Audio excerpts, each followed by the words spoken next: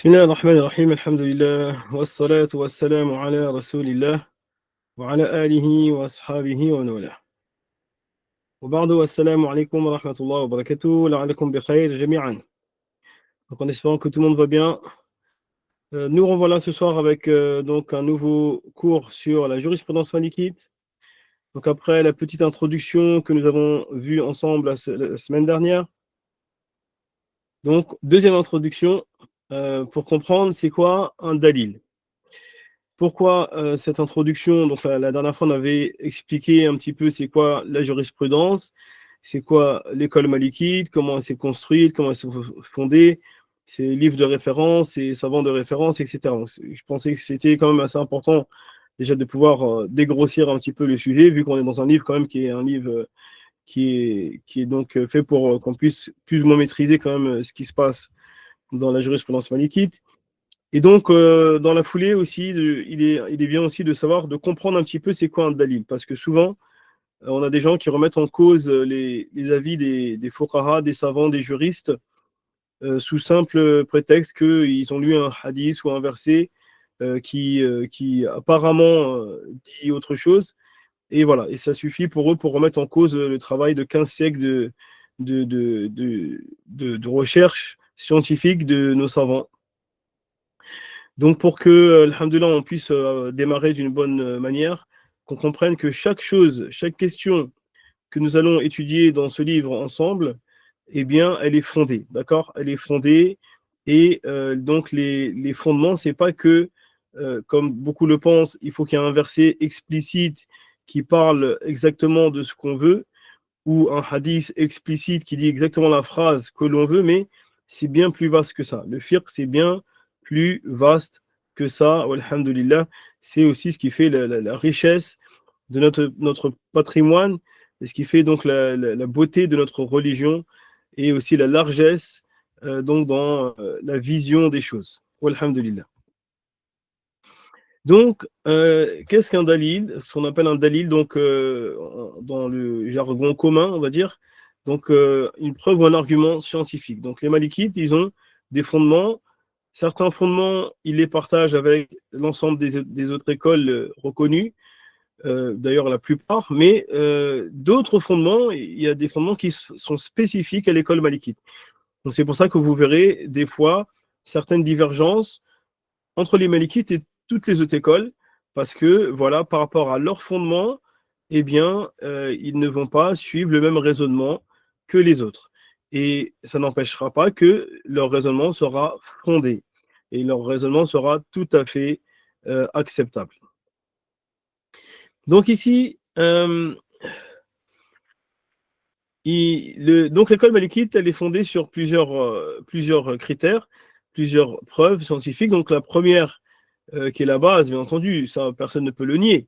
La plus importante des choses, c'est bien entendu donc le livre d'Allah, subhanahu wa ta'ala. Donc c'est sur cette base que tout le reste repose, bien entendu. Le livre d'Allah, c'est la grande base, le grand socle de l'islam, mais pas que. Donc il y en a qui s'arrêtent que à ça, au Coran, et qui vont s'égarer d'un égarement évident. Donc, il nous est dit, le prophète sallam nous a dit, n'est-ce pas, qu'on m'a donné le Coran et la même chose avec, et la Sunna. Et il a blâmé des gens qui vont venir, il dit à une époque, qui vont dire, voilà, nous avons le Coran, ça nous suffit, et qui vont rejeter le reste. Donc, l'islam, c'est complet, alhamdoulilah, il y a le Coran, mais il n'y a pas que le Coran. Donc, le Coran, par exemple, le Coran nous demande de nous acquitter de la zakat, mais il ne donne pas les détails de cela. Donc, on n'a pas la quantité qu'on doit donner, on n'a pas le seuil à partir duquel on donne, on n'a pas les catégories sur lesquelles on doit sortir la zakat, etc. Donc, il y a plein de choses qu'on ne retrouve pas. Donc là, le Coran nous parle d'une manière globale et générale, acquittez-vous de la zakat, mais après, il nous faudra d'autres bases pour pouvoir s'en acquitter effectivement. Et ainsi pour la salat, on voit que la salat, le Coran nous invite à accomplir la prière dans multiples endroits, et pourtant, donc il ne parle pas de combien d'unités de prière, ni à quelle heure exactement, et combien de prières par jour, etc. etc. Donc tous les détails de cela, on les retrouve ailleurs que dans le Coran. Donc c'est pour bien qu'on comprenne que le Coran, c'est la base des bases, mais n'est pas isolé. D'accord? Il y a d'autres arguments scientifiques qui sont incontournables et indispensables pour pouvoir rester sur une guidée, sur une voie droite, sur le chemin d'Allah subhanahu wa ta'ala et de son messager. Donc, on a ainsi cette deuxième base sur laquelle se basent donc nos savants, qui est la sunna. Hein, la sunna, donc ce qu'on dit communément les hadiths, donc la tradition prophétique. Donc, le prophète sallam est venu nous expliquer le Coran. Donc, c'est lui, par exemple, on retrouve déjà dans le Coran, Allah subhanahu wa ta'ala, il dit wa anzalna ilayka al-kitab litubayyina lin-nas. On a fait descendre sur toi le livre pour que tu leur expliques. D'accord? Donc ça, c'est clair que le Coran doit être expliqué. Et si ce n'est pas le prophète Mohammed sallam qui nous l'explique, qui est mieux, qui est plus à même que lui de nous expliquer donc ce que veut dire Allah subhanahu wa ta'ala à travers son livre. Donc forcément, la meilleure personne, la mieux placée pour nous expliquer, c'est le prophète Mohammed sallallahu alayhi wa sallam. Et de ce fait, la sunna est donc incontournable et indispensable pour avoir une compréhension correcte du Coran. Donc on a, ici on vous a mis quelques versets, mais vraiment quelques, alors qu'il y en a vraiment beaucoup sur ça. Donc Allah Ta'ala nous dit entre autres, prenez ce que le messager vous donne et ce qu'il vous interdit, abstenez-vous-en. Donc le Coran nous ordonne de suivre la sunna. Le Coran nous ordonne de suivre la sunna. Hein, donc il dit وَمَا آتَاكُمُ الرَّسُولُ فَخُذُوهُ وَمَا نَهَاكُمْ عَنْهُ فَانْتَهُوا. Ainsi, il nous dit également, quiconque obéit au messager obéit certainement à Allah.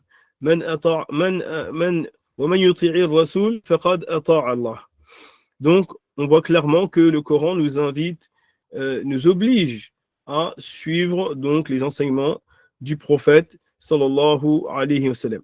Donc ainsi, la parole du prophète, c'est l'argument le plus solide après la parole d'Allah subhanahu wa ta'ala, et l'un ne va pas sans l'autre, les deux sont indissociables puisque la sunna vient expliquer le Coran. Bien entendu, le hadith après c'est une science, ça veut dire qu'il y a des hadiths qui sont authentiques, il y a des hadiths qui le sont moins, et donc il y a des recherches scientifiques tout autour de ça qui sont effectuées chez nos savants. Donc nous, on ne va pas rentrer dans le détail de tout ça, ce n'est pas le but aujourd'hui, mais juste de comprendre déjà la validité de l'argument de la sunna, parce que effectivement on a aujourd'hui certaines personnes qui essaient de remettre en cause ce patrimoine.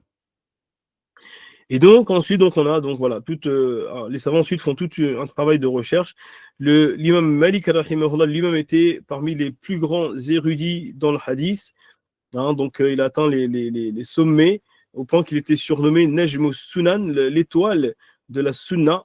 Hein, l'imam Malik, et entre autres parmi les ouvrages qu'il a laissés, qui ont traversé le temps jusqu'à nos jours, le Muwatta sur cela, qui est un ouvrage magnifique qui rassemble entre la jurisprudence et le hadith, entre ces deux sciences de manière très bien faite.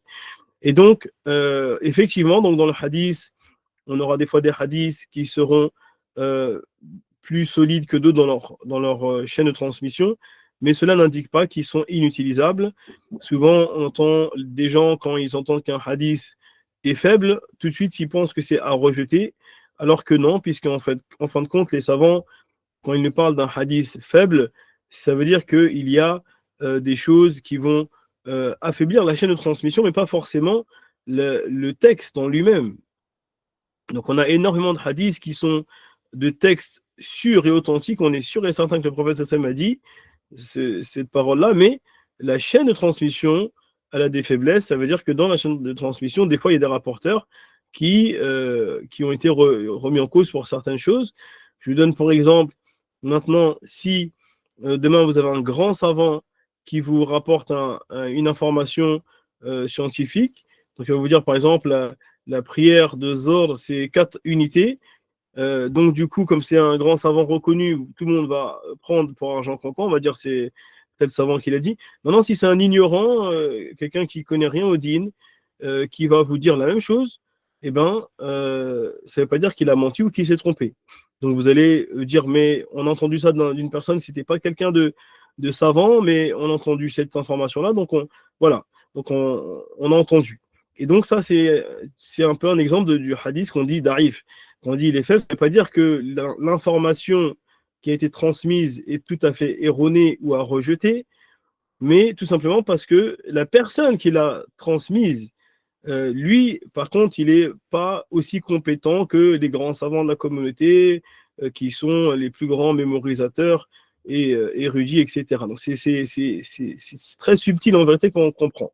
Donc voilà, une personne maintenant demain à la mosquée qui vous rapporte un hadith, ça ne veut pas dire qu'il ment ou qu'il s'est trompé, mais le simple fait que ce ne soit pas un savant, on peut dire donc que c'est une information qui demande à vérification. Tout simplement. Donc c'est ça, c'est un peu ça qu'on appelle un hadith d'arif. Donc il y a besoin de faire quand même quelques vérifications, mais l'information, elle est toujours, on peut toujours en prendre considération. Maintenant, si les savants, ils sont sûrs et certains que l'information est fausse, alors ils vont carrément dire que c'est un hadith, ils vont dire très faible, ou carrément, s'ils sont sûrs que c'est un mensonge, ils vont dire que c'est un mensonge, ils vont dire que c'est maudou', apocryphe, inventé, etc. Donc voilà, il faut bien qu'on comprenne un petit peu cette base de la sunna, parce qu'aujourd'hui, on a des gens qui essayent de faire croire aux gens, voilà la sunna, vous savez, les rapporteurs peuvent se tromper, ils ne sont pas infaillibles, etc. Eh bien non, puisque les savants donc, font un travail vraiment de longue haleine pour filtrer, vérifier, corriger, etc. Et comparent toutes les informations qui ont été relatées dans le même sujet, etc. Donc c'est vraiment un gros travail, je veux garantir, et c'est pour ça que c'est du solide. Hein, donc quand les savants ils s'appuient sur des hadiths, même faibles, eh ben, leurs avis ils restent solides, ça reste des arguments fondés. Ensuite, on a donc en troisième base, donc un peu moins connu maintenant, c'est l'ijma'. Ce qu'on appelle l'ijma', c'est donc le consensus. Donc, le prophète, sallallahu alayhi wa sallam, il nous a garanti que cette communauté de l'islam ne pourra pas se mettre d'accord sur une erreur. Comme il est dit dans le hadith, la tajtami'u ummati ala dalalah. Hein, donc, le consensus, c'est un argument. Le consensus, c'est un argument en soi. Et vous pensez bien que, imaginez-vous, tous les savants du monde ne peuvent pas se tromper tous en même temps. Sinon, elle est où la guidée, elle est où la vérité, c'est-à-dire que tout le monde serait dans l'affaire, ce qui est impossible. Donc, le Nabi sallallahu alayhi wa sallam, il nous a dit qu'il y aura toujours un groupe de la communauté qui seront sur la vérité jusqu'à ce que se lève l'heure du jugement. Donc, voilà, quand tous les savants sont d'accord sur une question, c'est que parmi eux, il y a forcément la vérité. C'est impossible que la vérité sorte du consensus. Et ainsi, on retrouve ce sens-là dans le Coran, quand Allah Ta'ala, il nous dit quiconque fait scission d'avec le messager, après que le droit chemin lui soit apparu et suit un chemin autre que celui des croyants, alors nous le laisserons comme il s'est détourné et le brûlerons dans l'enfer avec les mauvaises destinations. Donc ce verset met en garde contre le fait de se détourner du consensus, parce que c'est le chemin des croyants. Les croyants, s'ils sont tous d'accord sur une question, on parle des savants, c'est eux les croyants en priorité, c'est les représentants des croyants. Donc, c'est que c'est le chemin à suivre. Donc, le verset dans la sourate An-Nisa, il dit وَمَنْ يُشَاقِقِ الرَّسُولَ مِنْ بَعْدِ مَا تَبَيَّنَ لَهُ الْهُدَى وَيَتَّبِعْ غَيْرَ سَبِيلِ الْمُؤْمِنِينَ نُوَلِّهِ مَا تَوَلَّى وَنُصْلِهِ جَهَنَّمَ وَسَاءَتْ مَصِيرًا. Donc voilà, on a de nombreux savants qui ont donc pris ce verset en argument pour montrer la validité du consensus. Donc, si par exemple, on nous dit que les compagnons du prophète, sallallahu alayhi wa sallam, ils étaient tous d'accord sur une question, par exemple, eh ben, c'est un consensus. On n'a pas le droit de chercher la vérité ailleurs. C'est pas possible qu'ils puissent tous se tromper. Ainsi, si les générations ils étaient tous d'accord sur une question, eh bien, c'est donc la vérité. Et ainsi, les générations d'après, etc. Bien qu'effectivement, plus on avance dans le temps et plus c'est difficilement vérifiable, puisque la communauté d'islam, après, s'est multipliée, s'est répandue aux quatre coins du monde, et donc, il est difficile de faire le tour du monde pour vérifier que tous les savants sont d'accord sur une question. Mais voilà, si on arrive à vérifier cela, alors c'est un argument. C'est un argument de poids. Voilà. Après le consensus, voilà. Donc comme on l'a dit, il faut pouvoir le vérifier. Et c'est vrai que des fois, il y en a qui des fois, ont la main légère sur cela, donc ils vont des fois s'avancer.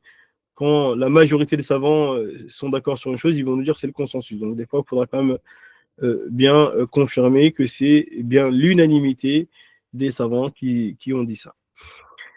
Enfin, en quatrième argument, et donc ça, sur ces quatre-là, donc c'est des arguments sur lesquels les écoles reconnues sont tous d'accord. Donc, quand on parle des écoles reconnues, nous, on se base sur les quatre écoles en particulier. Les quatre écoles donc reconnues de jurisprudence, bien qu'il n'y en a pas quatre, comme on avait vu, on a beaucoup plus. Mais voilà. Donc, ces arguments, quand on sait qu'ils sont tous d'accord sur ça, c'est que c'est fiable. Et donc, le quatrième argument donc, sur lequel il se base, et celui-ci il est un peu plus subtil et un peu moins connu de la masse.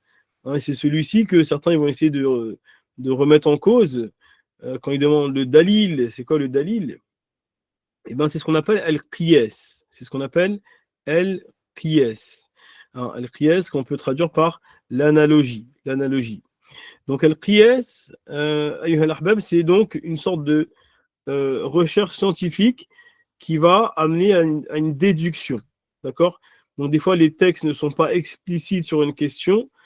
Et donc, les savants ils vont faire des recherches à travers les textes qui sont explicites pour comparer à d'autres situations pour voir si ça va fonctionner de la même façon et si on peut suivre le même raisonnement sur telle et telle question.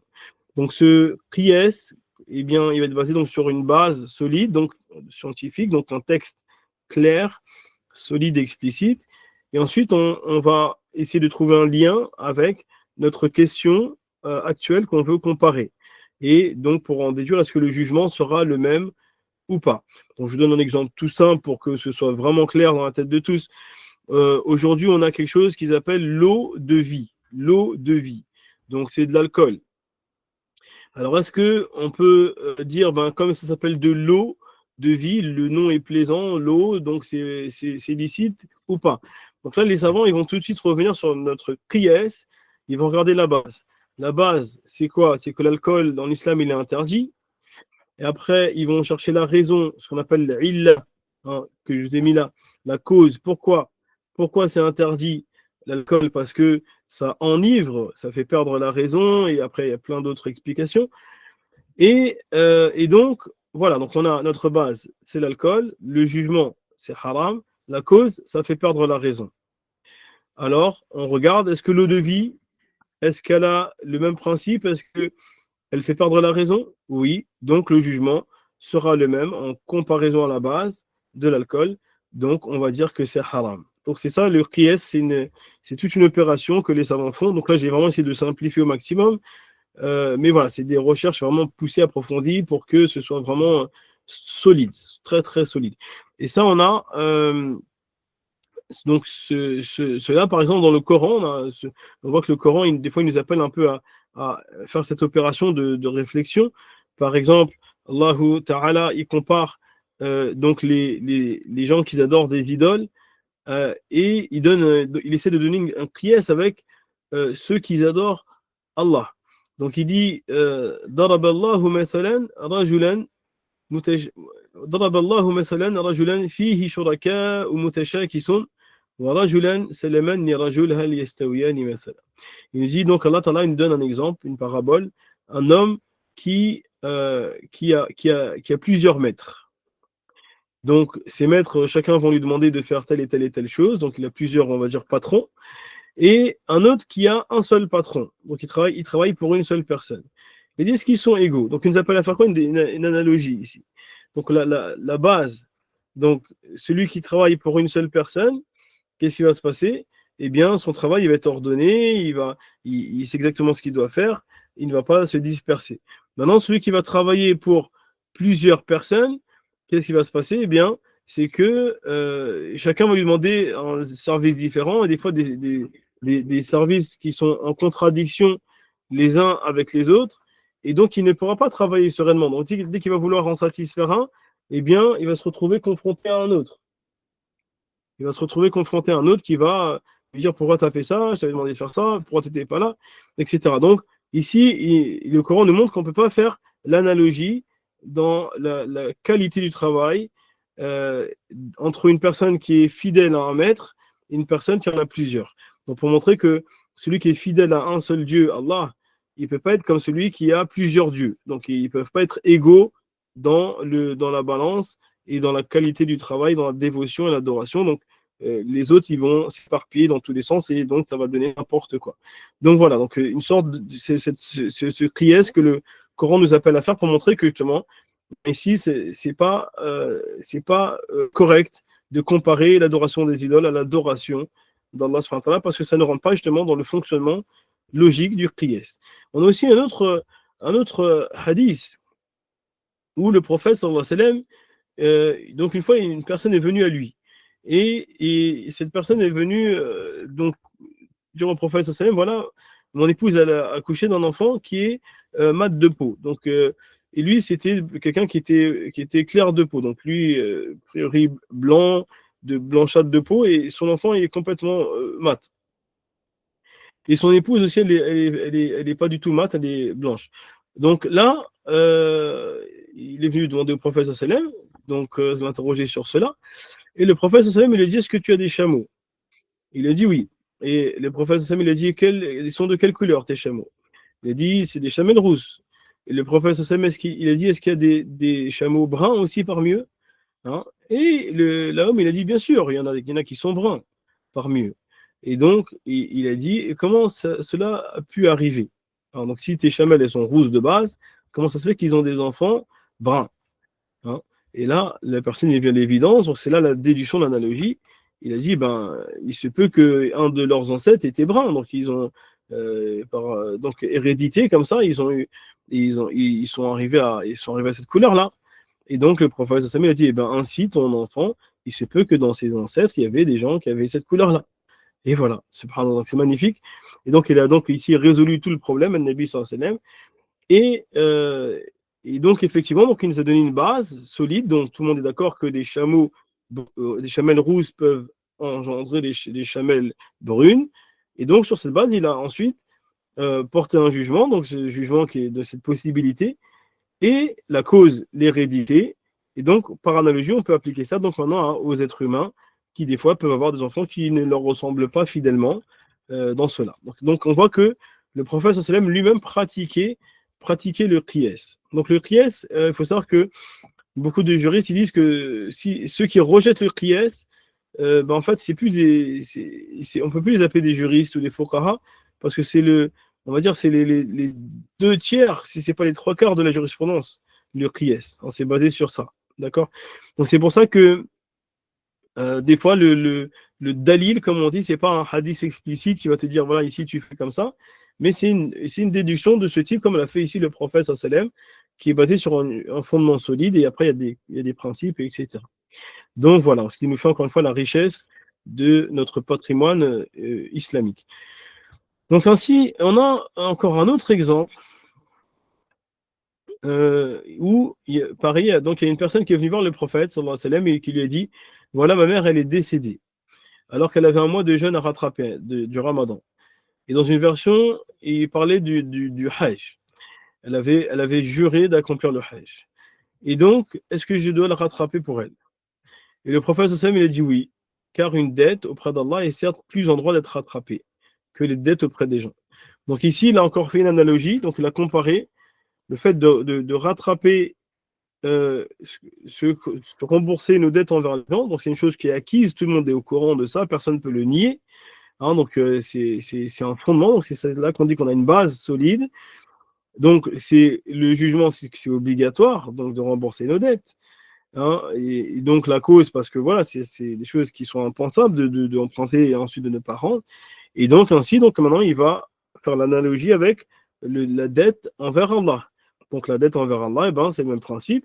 C'est impensable de ne pas rembourser la dette d'Allah, subhanahu wa ta'ala. Donc, alors rembourser la dette d'Allah.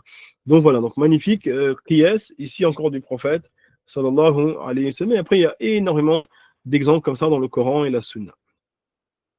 Donc voilà, donc ça sur ces quatre fondements qu'on a vus, donc le Coran, la Sunna, le consensus et le qiyas, ça c'est unanime chez les juristes, à part les zahirites, mais bon, beaucoup voilà, ils disent que c'est pas une école de jurisprudence parce que le fait de refuser le qiyas, ça n'a aucun sens. Ça a aucun sens. D'accord? Le fait de refuser le qiyas, ça n'a aucun sens.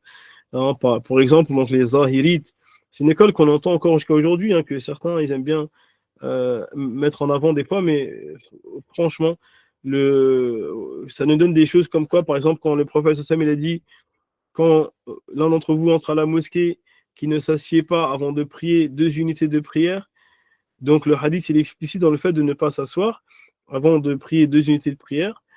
Et les Ahilites, ils disent donc, nous, le texte, il nous dit, il ne faut pas s'asseoir. Mais il ne dit pas, il ne faut pas s'allonger. Donc, pour eux, on peut s'allonger. Je ne sais pas si vous imaginez. Donc, si on laisse le qiyas, en fait, on va tomber dans des bavures vraiment très, très, très, très lointaines. Ça veut dire que les autres écoles, ils vont nous dire non. Nous, par analogie, si le fait de s'asseoir sans saluer la mosquée, c'est un manque de respect pour la mosquée, alors raison de plus qu'on s'allonge, c'est encore plus un manque de respect. Quand tu rentres chez quelqu'un, tu t'assois pas sans la permission, sans qu'on te dise, sans qu'on t'invite à t'asseoir. Alors imagine-toi si tu t'allonges chez les gens, c'est encore pire. Donc ils disent donc par analogie, on comprend que c'est pire. Et non, les Zahirites, ils nous disent non, nous parce que le qiyas, nous pour nous ça n'existe pas, c'est pas le dalil. Et du coup donc ils ont fait plein d'avis comme ça qui sont sincèrement très froids. Et donc par rapport à ça, vraiment beaucoup de savants ils disaient que du coup ça s'appelle plus du fiqh, ça s'appelle plus de la jurisprudence. Donc voilà. Donc, c'est pour ça qu'on dit que donc, sur ces 4 fondements-là, donc en vérité, les savants, les fuqaha, ils sont unanimes en vérité, au moins sur les 4 écoles, et de toute façon sur quasiment toutes les écoles. Alhamdoulilah. Et enfin, donc maintenant, sur le 5e fondement, là par contre, on a une chose qui est propre à l'école malikite. Une chose qui est propre à l'école malikite. Donc, Amal Ahlil Madina. Amal Ahlil Madina. Donc, ça, c'est une chose qui est propre à l'école malikite, qu'on ne retrouve que chez les Malikites. Que chez les Malikites.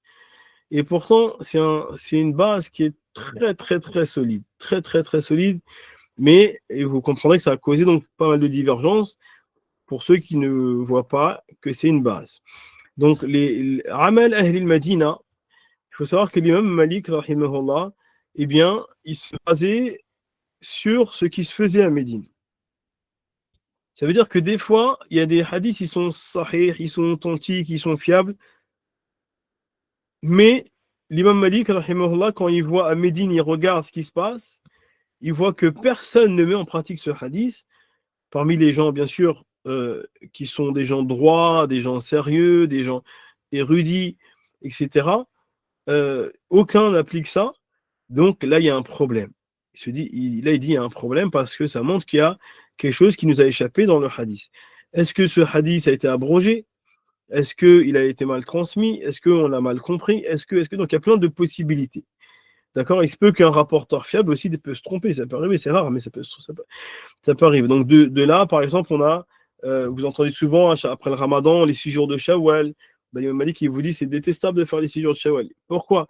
Il dit parce qu'à Médine, il ne voyait personne faire ça parmi les grands savants de Médine, les gens pieux, les gens droits. Il disait, et pourtant, voilà. Pourquoi les gens de Médine seront un argument sur les autres? Il dit parce que Médine, c'est le bastion de l'islam depuis son berceau. Donc c'est là que le prophète, depuis qu'il a émigré, il a construit donc un état fort, le premier état musulman. Et ensuite, c'était aussi de là que l'islam s'est répandu dans le monde. Donc c'est les gens de Médine qui sont partis ensuite enseigner aux 4 coins du monde. Et donc c'est eux la base, la référence. Et ensuite, donc leurs enfants ont pris le relais, les Tabirines, à Médine. C'était le bastion des califes bien guidés. Donc, on a Abu Bakr, c'était calife, c'était sa capitale. Omar, c'était sa capitale. Othman, c'était sa capitale. Jusqu'à l'an 35 après l'Hégire. Donc, c'est quand même quelque chose. Donc, près de 35 ans. Donc, de compagnons qui étaient installés à Médine. Et donc, c'est pas possible que l'imam Malik qui vienne, lui, à la fin du 1er siècle après l'Hégire. Il arrive au début du 2e siècle après l'Hégire. Et dans ce coup, plus personne ne met en pratique les hadiths. Vous imaginez? Non, donc là, c'est impensable. C'est comme si vous dites, voilà, vos grands-parents, vous n'êtes pas au courant de ce qu'ils faisaient, quoi. Hein. Donc vos grands-parents, vous avez tous un petit peu d'informations, comment ils vivaient, comment ils pratiquaient, etc. Hein, donc là, il dit, voilà, nous on est là, on est à Médine, c'est nos grands-parents qui étaient là. Les compagnons et leurs enfants, c'est nos grands-parents. Hein, donc s'il y avait quelque chose qui disait, s'il y avait des gens qui étaient assidus à ça, on le saurait. Donc vous voyez, c'est un argument en vérité qui est très très solide de l'imam Malik. Une fois, les Hanafites, ils ont essayé de remettre en cause cet argument par rapport au sar. Donc le sar, quand on sort zakat el-fitr à la fin du ramadan, donc la quantité, pour déterminer la quantité. Et l'imam Malik, donc il a émis un avis, et d'autres, les Hanafites, ils n'étaient pas d'accord. Ils ont dit, nous, pour nous, le sar, c'est pas cette quantité-là. Et l'imam Malik, il a commencé à appeler les gens autour de la mosquée, ramenez le sar de vos grands-parents. De vos grands-parents, donc c'est qui? Les compagnons et leurs enfants qui habitent à Médine. Ils les ont encore chez eux, les sars. Il a dit, ramenez-les, donc on va comparer. Et là, ils ont commencé à ramener les sars, donc des compagnons et de leurs enfants. Et là, il leur a dit, voilà, donc ça correspond bien à la quantité que je vous ai dit. Alors, donc, ça veut dire que les gens à ce moment-là, les Hanafites, eux, ils se basaient sur ce qu'ils faisaient au Koufa, en Irak. Donc, on est bien loin de Médine. En Irak, ça y est, donc les choses, elles évoluent. Donc là, on voit qu'effectivement, on ne peut donner que raison à l'imam Malik sur sa façon de voir les choses sur ce point-là, par exemple. Et ensuite, pareil, il dit, regardez la zen, l'appel à la prière. Donc, il y a eu plusieurs divergences entre les écoles sur la zen. Il y en a qui ils font pas la zen tous pareil. Vous savez, les Malikites, ils font la zen d'une façon. Hein, ils vont faire 2 fois Allahu Akbar, Allahu Akbar. Ensuite, ils se taisent, ils disent à voix basse, Ashhadu an la ilaha illallah, donc les shahadatain. Ensuite, ils lèvent la voix, Allahu Akbar, Ashhadu an la ilaha illallah. Ils font les 2 shahadatain à haute voix. Et pareil, quand ils ont interrogé l'imam Malik sur ça, ils ont dit voilà, nous on est à Médine. Donc vous ne pensez pas que depuis nos grands-parents, la zen il a changé? Si, imaginez-vous, hein, donc voilà, nous on est dans un endroit, c'est le berceau de l'islam, c'est là-bas, c'est les gens ils sont les plus assidus, les plus dévoués, les plus pieux. Et d'un seul coup, toute la ville elle se met à changer la zen. C'est impossible. Il y a toujours des gens qui vont dire non, on reste sur la base, on a appris comme ça de nos grands-parents. Donc là, quand il dit quand nous à Médine, tout le monde fait comme ça, c'est que c'est ça qu'il faut faire. C'est pas possible de changer. Hein, donc c'est quand même un argument très très solide de l'imam Malik rahimahullah. Il a vraiment été donc il a donné vraiment un argument excellent. Donc pourtant cet argument, comme on l'a dit, donc les autres compagnons ne le voyaient pas de cet œil-là. Les autres savants des écoles, ils ne le voyaient pas de cet œil-là. Et donc, c'est pour ça que des fois, il y a certaines divergences. Donc aujourd'hui, on va entendre des gens qui vont dire ouais, mais il y a un hadith dans Sahih Bukhari. Il nous parle par exemple des 6 jours de Shawwal. Et vous nous dites c'est macro, c'est détestable. Ben oui, parce que voilà, Amal Ahl al-Madina, pour l'imam Malik, lui, il se base sur une base qui est encore plus solide que Sahih Bukhari pour lui. Alors, donc pour lui, c'est voilà, Bukhari, il est vu bien après. Il y a de l'encre qui a coulé entre-temps, etc. Et voilà.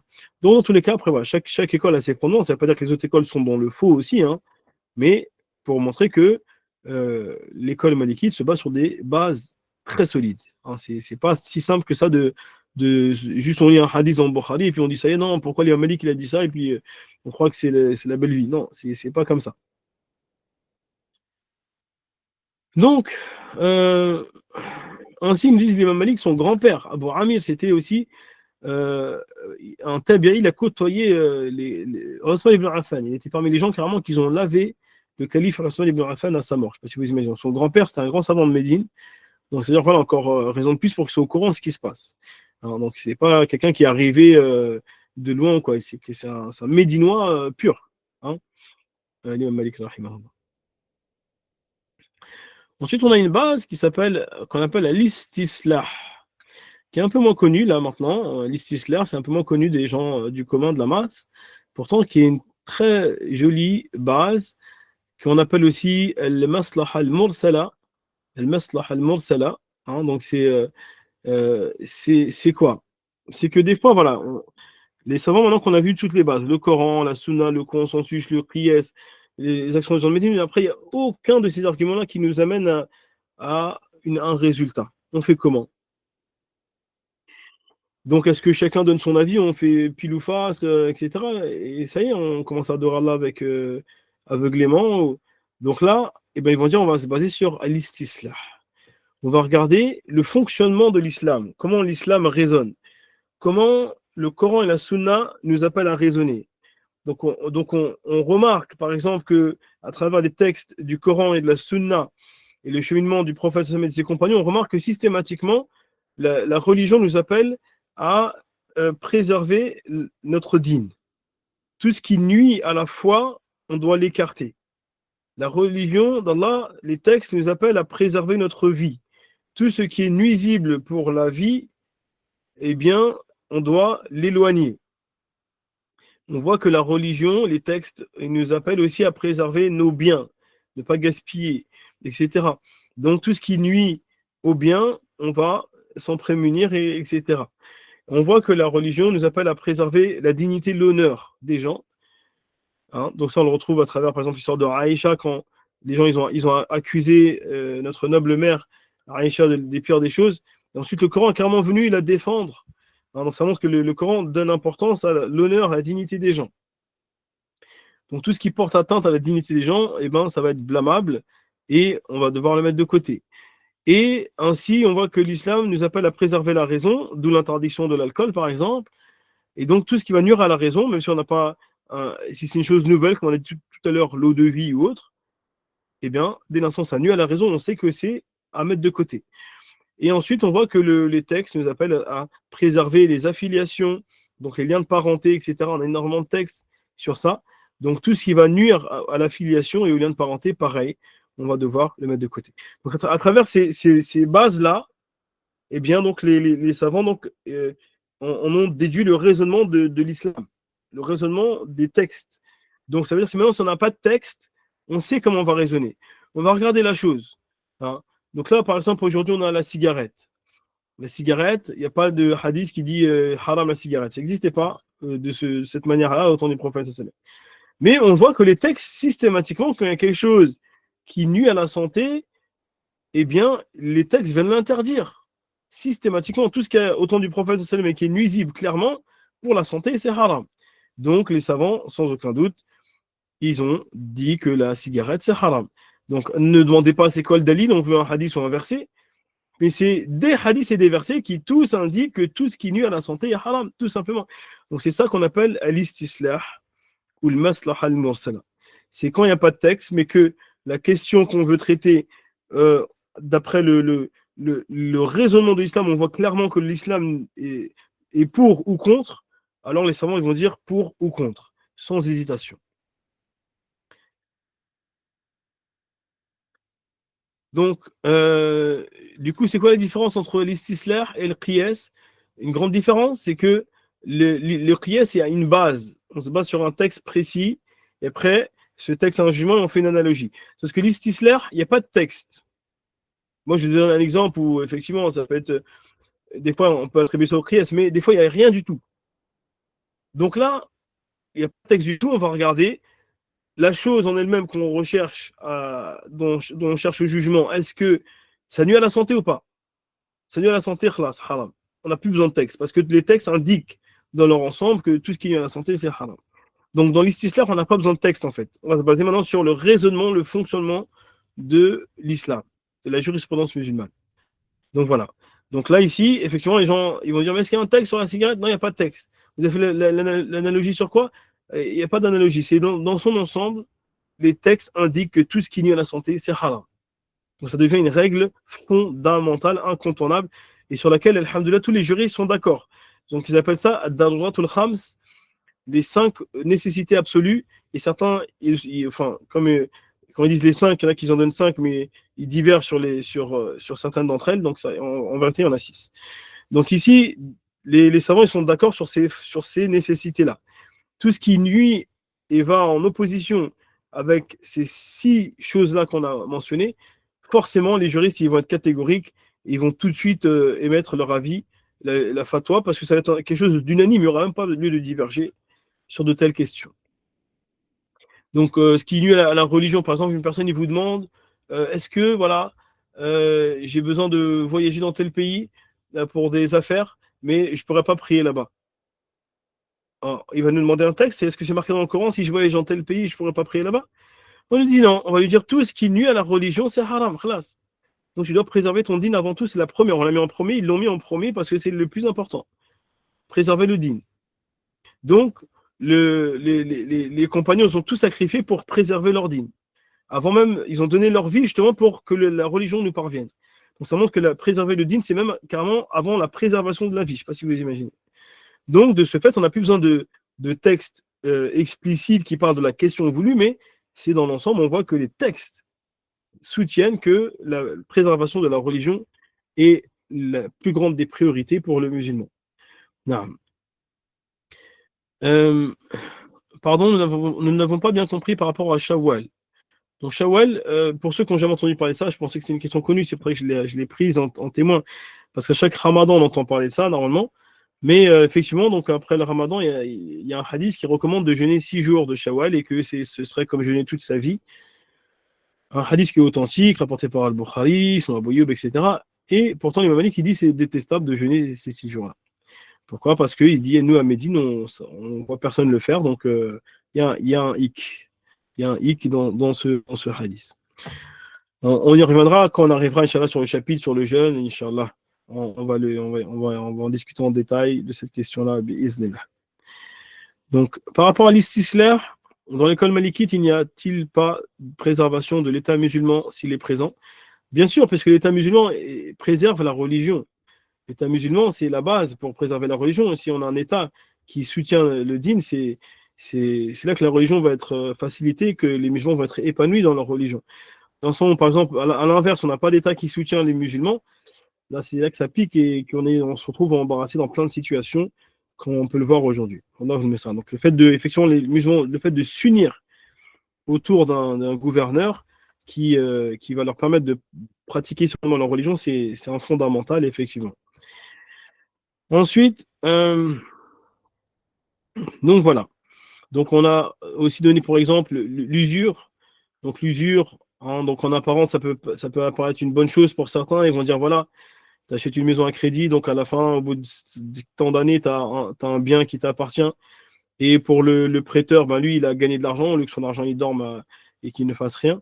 Donc en apparence, il peut apparaître un bien, mais on voit que derrière cela, eh bien, la réalité de la chose est qu'il y a beaucoup d'injustice, parce que la personne, quand elle n'arrive pas à payer dans les temps, on va lui rajouter des suppléments et des pénalités, et à la fin, si déjà elle n'arrive pas à payer dans les temps, c'est que déjà il est en difficulté, nous on lui rajoute de la difficulté à la difficulté jusqu'à l'enfoncer, puis à la fin, reprendre son bien sans lui rembourser son argent. Donc c'est de l'injustice pure, et donc ça pousse les gens à la dépression, à des situations très regrettables, hein, qui vont devenir esclaves de leur travail, malgré que voilà, ils auraient pu s'en passer. Et certains en arrivent même au suicide, etc. Donc il y a beaucoup de mal derrière. C'est pour ça que l'islam, entre autres, par exemple, on voit qu'il nous interdit l'usure. Ça ne veut pas dire que tout est mauvais dans l'usure, comme pour l'alcool. Il nous dit il y a des profits, il y a des choses utiles, mais le mal est plus grand. Donc, de ce fait, c'est là qu'on voit les 5 bases, les 5 fondements, les 5 nécessités absolues chez les savants. Donc, il dit c'est pas parce que des fois on voit un bien dans une chose que ça y est, on va dire que c'est halal, mais on regarde dans son ensemble. Alors, si ça rentre en opposition avec la religion, la vie, les biens, l'honneur, etc., alors ça va être haram. Donc, on a l'exemple aussi du suicide dans l'islam. L'islam est venu interdire le suicide. Donc, ils disent pourquoi? Parce que voilà, en apparence, une personne peut penser qu'en mettant fin à ses jours, ben, ça va bien se passer, il va s'apaiser, il n'aura plus ce problème qu'il vit actuellement. Mais en vérité, c'est bien pire ce qui l'attend après. Pour la personne qui se suicide, ça fait partie des plus graves péchés et le châtiment est immense. Donc, les textes sur cela sont très, très précis, très explicites. Et donc, on voit encore une fois un mal plus grand. Donc ça, c'est encore une fois pour cela que, en fonctionnant avec ce genre de texte-là, que les savants vont déduire que donc toute chose qui amène à une mauvaise finalité ou qui contient un mal plus grand, on va l'interdire, même s'il n'y a pas de texte explicite ou clair. Voilà.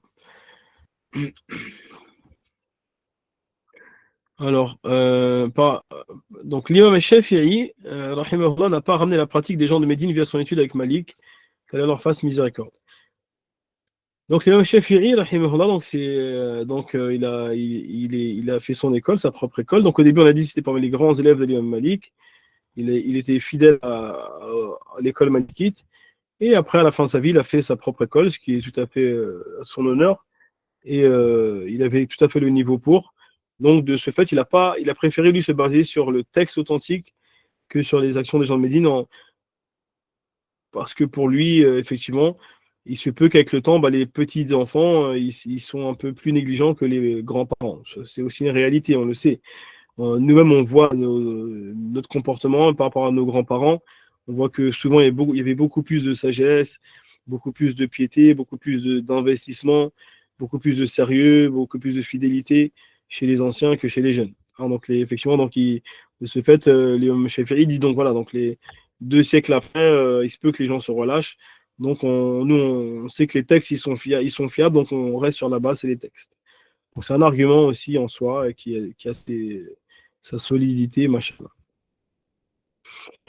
Donc, al-istihsan, en 7e argument, donc al-istihsan, donc c'est ce qu'on peut traduire par l'exception à la règle, bien que d'autres vont l'expliquer de différentes façons. Hein.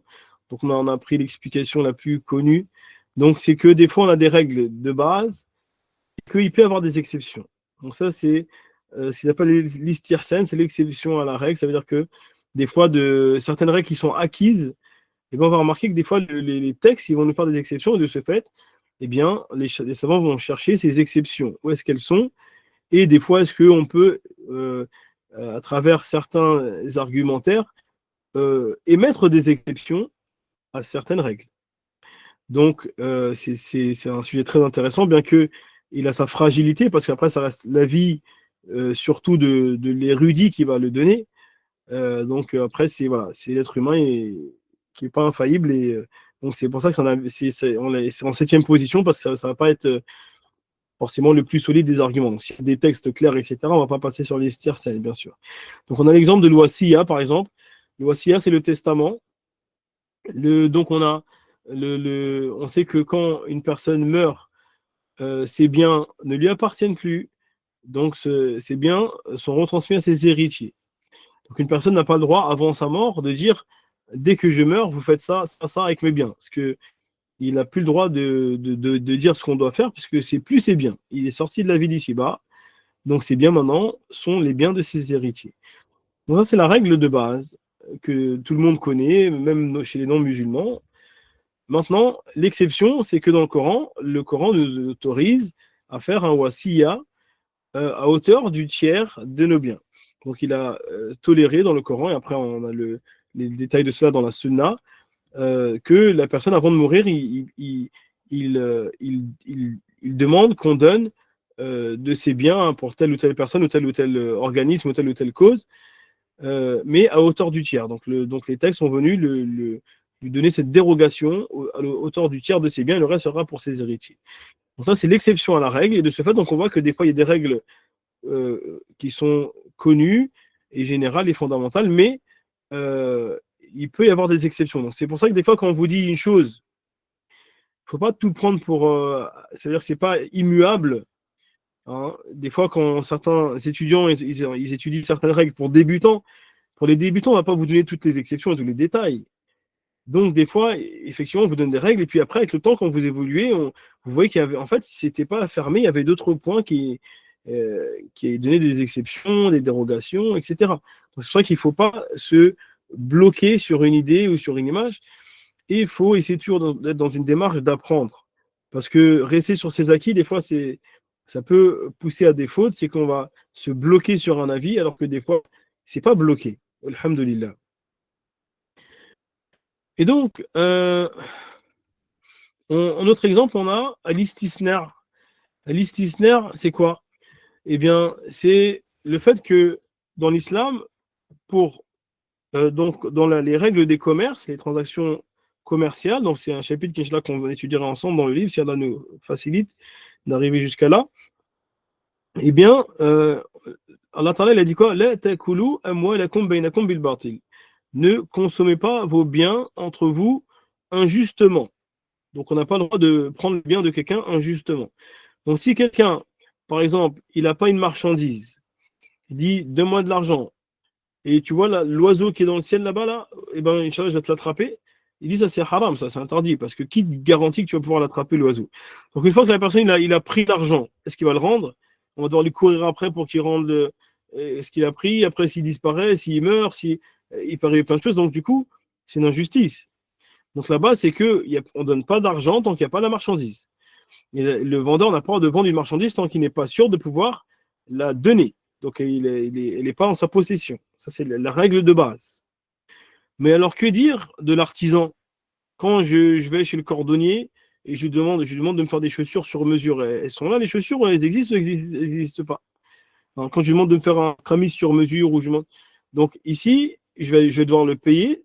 Bien souvent, je vais le payer alors qu'il n'y a rien qui est présent. La marchandise n'existe pas.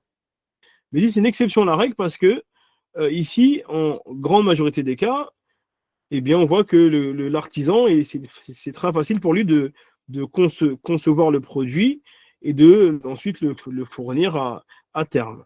Donc ici, il y a très peu de hasard et très peu de risques de perte.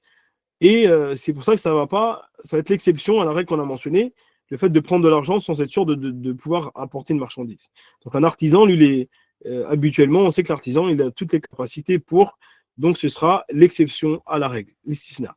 Donc tout ça, ça rentre dans l'istirsen, c'est des cas d'exception. À travers les textes, donc des fois, vous allez voir donc, des fatwas, entre autres dans la jurisprudence malikite, de dire, mais attends, il y a une règle qui dit ça, qui dit le contraire, pourquoi il dit ça? Parce que c'est l'exception à la règle. Et c'est pour ça qu'après, il faudra revenir dans les encyclopédies malikites où ils vont vous expliquer pourquoi ici ils ont fait une exception, parce qu'il y a tel et tel argument. Donc c'est tout un travail, c'est pas donc des paroles qui s'empressent de dire comme ça à la va-vite, mais c'est des recherches poussées. Donc je vois une question, l'istirsen est forcément lié au qiyas. Donc le qiyas, on a dit, c'est basé sur une base, un jugement, une cause, et ensuite une annexe. Donc il faut 4 piliers pour un qiyas. Après tout ce qui n'a pas ces 4 piliers-là, on n'appelle pas ça un qiyas, bien que c'est relié. Quand on parle, nous, en français, d'analogie, on sait qu'on fait un lien de déduction scientifique, donc c'est pour ça qu'on peut penser que c'est une sorte de qiyas. Mais chez les juristes, ils n'appellent pas ça un qiyas, parce qu'on n'a pas les 4 piliers. Et enfin, bon, la 8e base, celle de Zaraïa. Donc, ce qu'on appelle le celle de Zaraïa, c'est que des fois, on a des choses qui sont licites, mais qui peuvent amener à l'illicite, et qui souvent amènent à l'illicite. Donc, par principe, par peur de tomber dans l'illicite, l'islam va les interdire. Donc, on voit par exemple quand Adam et Hawa, alayhim salam, ils étaient au paradis, Allah Ta'ala, il leur a pas interdit de manger de l'arbre. Il leur a dit n'approchez pas l'arbre. Donc, c'est plus fort. Donc, le fait de s'approcher de l'arbre, parce que c'est ça le péché, c'était s'approcher vraiment qui était interdit, non. En fait, s'approcher est un moyen qui peut pousser à l'interdit. La personne, une fois qu'il est devant le fruit et que c'est attirant, donc là, il peut être tenté s'il va tomber dans la faute. Tandis que s'il ne s'approche pas du tout de l'arbre, il ne voit pas du tout les fruits, donc là, normalement, c'est bon, il n'aura pas le souci, et donc il sera préservé du péché. Donc ça, c'est ce qu'on appelle cette d'Azara. Des fois, on va interdire des choses qui, de base, ne sont pas interdites, mais parce que ça peut pousser à l'interdit. Ça peut pousser à l'interdit.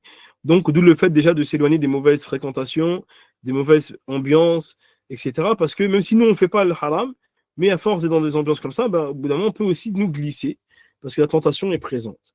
Et on a le fameux hadith connu qui nous dit que la personne qui ne cesse de tourner autour des choses douteuses, et au bout d'un moment, il va tomber dans le haram. Parce que, à force de dire non, t'inquiète pas, je fais pas de mal, hein, je suis là juste avec les copains, ils boivent l'alcool, ils fument je ne sais quoi, etc. Moi, je suis juste là.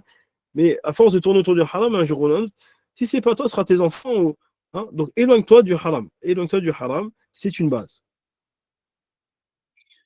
Et enfin, la neuvième fondement et dernier, Inch'Allah, pour aujourd'hui, pour, pour nous, Inch'Allah, puisqu'il y en a d'autres, mais ça nous suffira pour nous.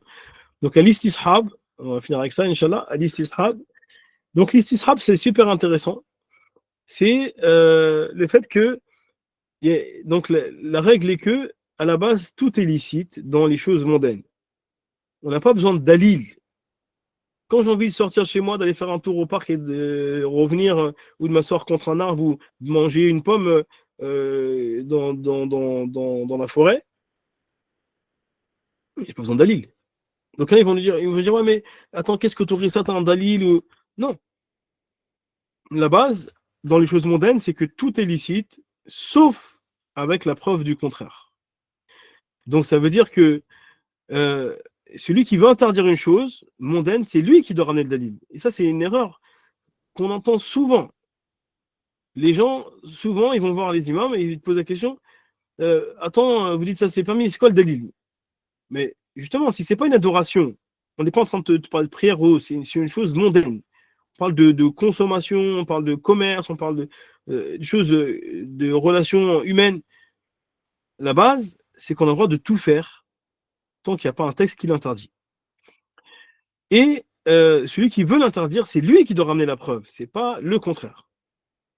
Contrairement aux adorations, effectivement, pour faire une adoration, il faut une preuve. On ne peut pas faire une adoration de notre propre chef sans avoir une preuve. Donc, quand on veut faire une adoration, il faut un texte. Mais quand on veut faire une chose mondaine de la vie de tous les jours, ce n'est pas une adoration, on a le droit de faire ce qu'on veut, tant qu'il n'y a pas de preuve du contraire. Et donc, on retrouve ça dans le Coran. Allah il dit c'est lui qui vous a assujetti tout ce qui est dans les cieux et sur la terre. Il a dit tout. Tout ce qu'il a créé autour de vous, c'est pour vous. Il vous l'a soumis. Donc là-bas, c'est que vous pouvez faire ce que vous voulez, comme vous voulez, tant qu'on ne vous a pas interdit. Et l'islam n'a rien laissé au hasard, alhamdoulilah. Donc on voit que dès l'instant où il y a des choses qui sont nuisibles, etc., ça, on aura des interdictions. Et on a également l'exemple des compagnons au début de l'islam, ils buvaient de l'alcool. Les compagnons, ils sont restés à boire de l'alcool, ils disent jusqu'à Médine. D'accord, l'alcool, il est interdit à Médine, donc 13 ans à Mecca. Ensuite, à Médine, ils sont restés pendant des années encore.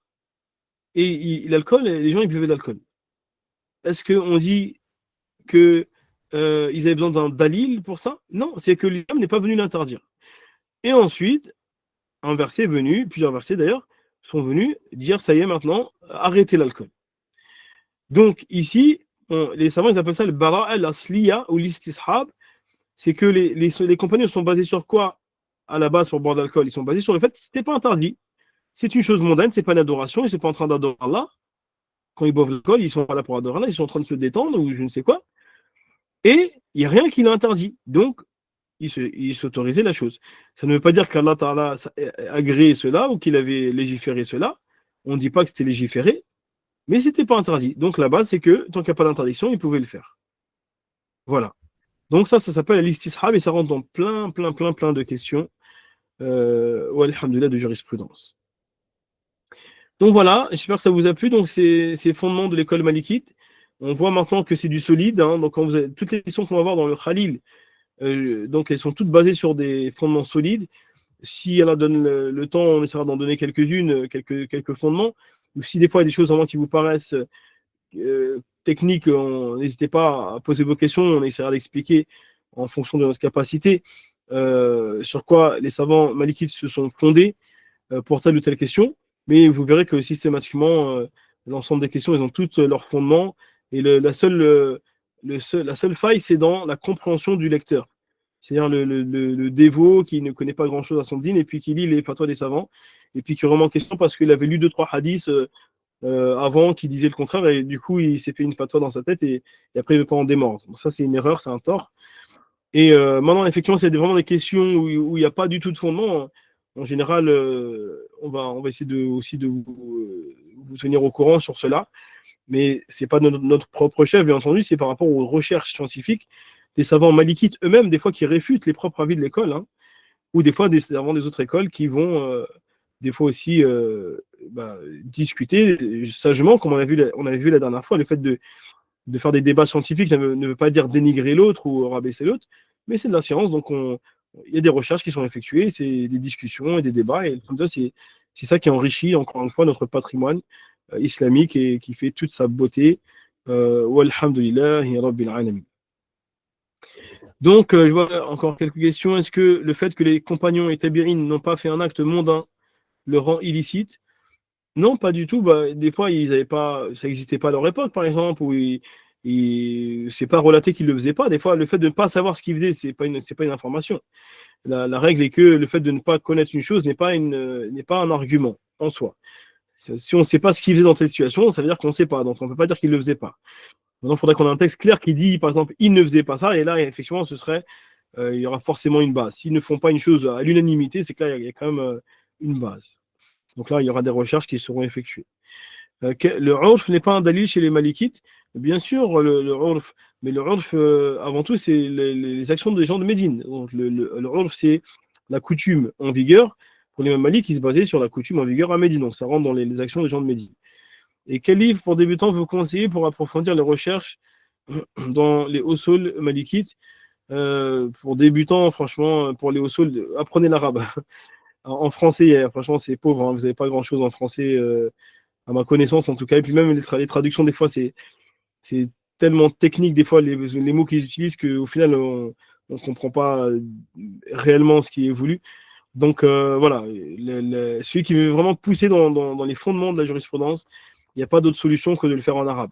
Donc là, moi, déjà, j'essaie de vous simplifier au maximum, mais même sur certains mots, déjà, vous voyez, j'ai pas pu les traduire comme istisrab et tout ça. Et après, quand on veut pousser, non, c'est pas possible en français. Franchement, ça peut peut-être même vous embrouiller l'esprit. Donc là, celui qui veut la suite ou ceux qui veulent la suite, vraiment, je vous recommande, apprenez l'arabe. C'est pas une longue affaire, hein, c'est accessible, Inch'Allah. Et vous verrez le khayr, vous allez voir, c'est magnifique cette science. Après, il y a plein de livres accessibles comme le Waraqat, etc. Pour débutants en arabe qui sont très, très, très bien, alhamdulillah. Alors, le Waraqat, ils l'ont traduit en français, mais je trouve un peu technique en français, pas très compréhensible. Donc voilà. La vie de compagnon rentre dans le troisième fondement. Hein. Donc le consensus, donc s'ils sont unanimes, les compagnons sur une chose, ben effectivement, mais pas que. Hein. Donc la vie des compagnons, c'est en soi, s'ils ne sont pas sur un consensus, ça reste un argument chez les Malikites, effectivement.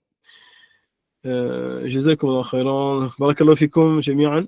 Conseillez-moi un livre en arabe, le Waraqat pour les débutants. Waraqat, pour ceux qui veulent pousser sur ce sujet, c'est le Waraqat de l'imam al-Juwayni, donc c'est la référence aujourd'hui dans le monde musulman. Alors, je n'ai pas compris l'istihsan, c'est l'exception à la règle. Il y a des règles de base et après des exceptions. Donc on voit une exception, et ben, ils appellent ça l'istihsan, une exception. Issa le Salik, effectivement, qui n'est pas vraiment pour les débutants, mais pour ceux qui ont un peu plus de bagages, effectivement, Issa le Salik est très très bien. Voilà, ayyuhal ahbab, eh bien, donc j'espère que ça vous a plu sur ce support aujourd'hui. Donc, alhamdoulilah, donc tout le monde a pu assister en direct avec les images et tout ça. On a perdu des gens en route, peut-être qu'ils se sont dit que ça allait être sur YouTube, donc n'hésitez pas à leur en faire part que, alhamdoulilah, on a essayé de trouver des solutions. Et normalement, bah voilà, ça a l'air adapté, alhamdoulilah, comme support. Donc, on va essayer de continuer sur ça, Inch'Allah. Bon, je ne maîtrise pas encore bien le support, hein, je vous le dis directement. Mais la prochaine fois, je vous renverrai le lien, pareil, une petite demi-heure avant le cours, comme ça, Inch'Allah, pour vous connecter directement. On demande à Allah Ta'ala qu'il accepte nos efforts à tous, qu'il nous donne la sincérité, la bonne compréhension, qu'il augmente notre science, qu'il nous élève en degré, qu'il secourt les musulmans où qu'ils soient. Amin ya rabbal alamin. Subhanaka Allahumma wa bihamdik. Nashhadu an la ilaha illa ant. Nastaghfiruka wa natubu ilayk. Wa sallallahu ala nabiyyina wa bihi ajma'in. Barakallahu fikum. Wassalamu alaikum wa rahmatullahi wa barakatuh.